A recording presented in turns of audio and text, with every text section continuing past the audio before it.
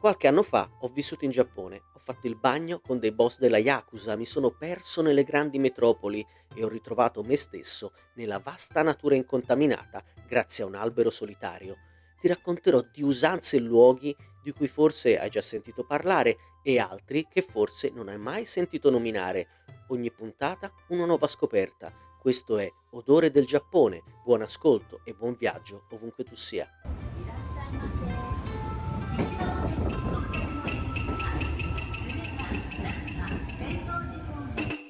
L'odore del Giappone è quella cosa che ti rimane dentro anche a distanza di anni. Chi c'è stato lo sa, chi ci deve ancora andare imparerà a capire di cosa sto parlando. È un odore difficile da descrivere, spezie, olio fritto, soia, sa di buono però, è come un abbraccio rassicurante. È questo l'odore del Giappone. Mi ricordo il momento esatto in cui è penetrato nella mia memoria attraverso il mio naso e non se n'è più andato. Gennaio 2009. Esco per la prima volta dal mio hotel di Shinjuku, il quartiere forse più popolare di Tokyo. Sono le 7 del mattino e sto morendo di fame. Appena mi trovo solo per strada mi sento minuscolo, perso, ma vivo, come non lo ero mai stato. Rimango colpito dal fatto che il Giappone si sviluppi in altezza. Non è come l'Europa, l'Italia, in cui le città si sviluppano in orizzontale. In Giappone tutto va verso l'alto, i palazzi sono altissimi, ma soprattutto a ogni piano trovi un'attività commerciale diversa. C'è il karaoke, in un altro piano c'è un ristorante, in un altro piano un parrucchiere, un dentista, un sexy shop. Di quest'ultimo ne parleremo tra poco. Appena arrivi in Giappone, quindi, inizi a capire che per comprendere il paese del sollevante devi alzare la testa e guardare verso l'alto.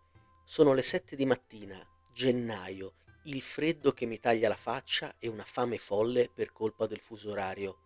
Mi dirigo verso un combini, uno dei migliaia di piccoli supermercati che si trovano nelle città giapponesi, in cui puoi trovare di tutto, cibo, giornali, oggetti per la casa.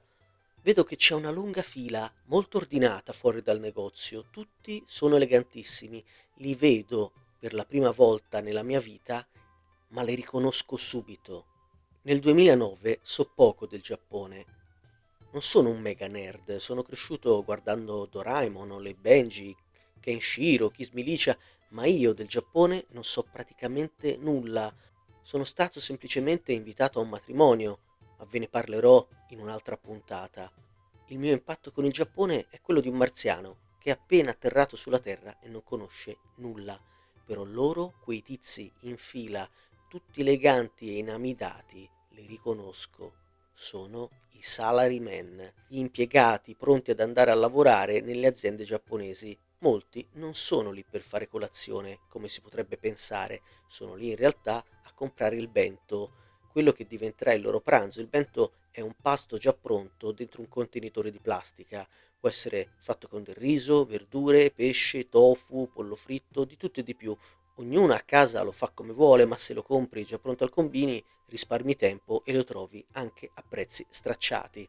Mi metto quindi in fila con i salarymen. Arriva il mio turno per entrare. Mi ricordo che in hotel ho il bollitore con l'acqua per fare il ramen istantaneo.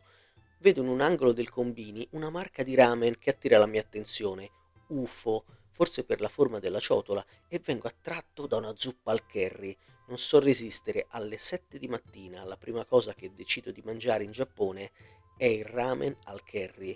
Vado alla cassa, pago con una banconota da 1000 yen, ne spendo 400, la commessa me ne dà indietro 600, contando le monetine una per una, mettendomele praticamente in mano come fossi un bambino che per la prima volta fa la spesa senza la mamma.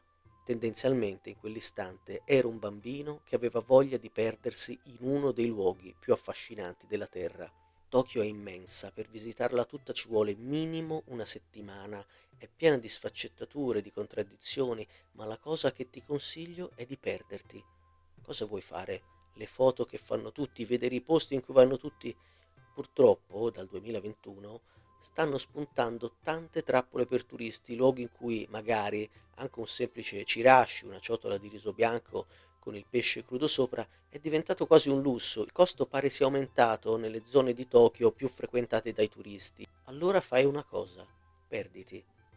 Perditi a Tokyo, non seguire la massa, fatti guidare dall'istinto, esplora la città, infilati nelle stradine laterali delle vie più frequentate. Se sei fortunato, potresti imbatterti in qualche piccolo angolo nascosto, magari trovi un piccolo parchetto di quartiere o un piccolo tempio. E la sera, invece di infilarti per sbaglio in qualche trappola per turista, consigliato da qualche imbonitore trovato fuori dai locali notturni, vai nel quartiere di Ueno, sotto un cavalcavia della stazione, e mangiati degli yakitori, gli spiedini di pollo, fatti con tutto, del pollo non si butta via nulla.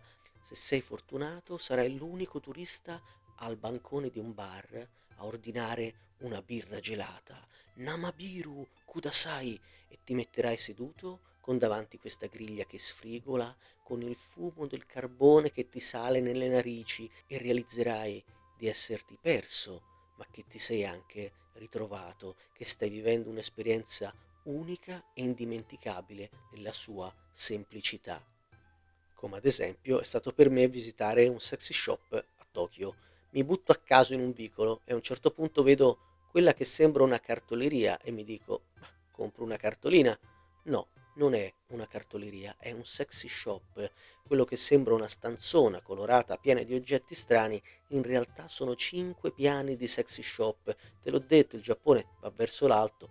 Il primo piano è dedicato ai sex toys, scaffali interi di sex toys di ogni forma, colore e dimensione. Ai piani successivi, al secondo e al terzo, ci sono i costumi. Sì, perché in Giappone fa tanto il feticismo del travestirsi, forse perché vivendo in una società che tende all'omologazione, uno dei modi di dire più popolari infatti è: il chiodo che sporge va preso a martellate. Quindi travestirsi interpretando qualcun altro in un momento di intimità è il modo perfetto per evadere dalla quotidianità, lontani da occhi indiscreti. In quei due piani di costumi ho trovato la tutina da Sailor Moon, come anche la tutina della commessa del supermercato, la divisa da poliziotta, la divisa da addetto alle pompe di benzina, due piani di costumi per soddisfare ogni tipo di palato. Gli ultimi due piani, il quarto e il quinto, sono una distesa infinita di DVD. Al quinto piano vedo l'anteprima di un DVD su uno schermo, dei tizi e delle tizie che si fanno seppellire. Per me è abbastanza, giro i tacchi e me ne vado, perché anche questo è Tokyo, questo è il Giappone, perdersi e trovare cose assurde, cose che probabilmente in un viaggio organizzato difficilmente vedrai mai. In Giappone trovi cose da scoprire in continuazione. Ricorda, alza la testa, ma soprattutto non avere paura di perderti, perché tanto quello che non perderai mai sarà l'odore del Giappone. Grazie per l'ascolto e ovunque tu sia, fai buon viaggio. Odore del Giappone è un progetto indipendente di Lorenzo Ciani. Condividi sui social Odore del Giappone e segui la pagina Instagram.